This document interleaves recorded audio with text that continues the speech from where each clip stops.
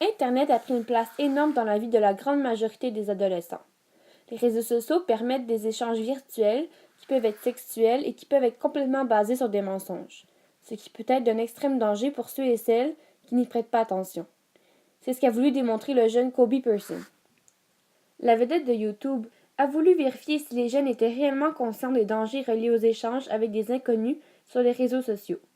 En sachant qu'il y a des centaines et des milliers de faux comptes sur Facebook, Person s'en est lui-même créé un où il affirmait être un jeune garçon de 15 ans, quand en réalité il en avait 20.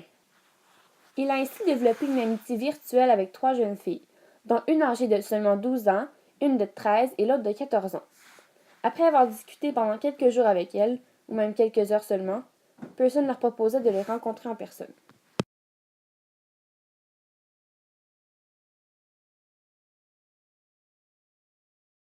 Pour chacune des rencontres, Person contactait au moins un parent de jeunes filles afin de les conscientiser et de les faire réaliser à quel point la naïveté de leur enfant pourrait être extrêmement dangereux, ou du moins inquiétant. Jenna, stop! It's your mother and father! Jenna, look, turn around! Comme de fait, les 3 jeunes filles rencontrèrent Kobe sans même penser à ce qu'il aurait pu leur arriver.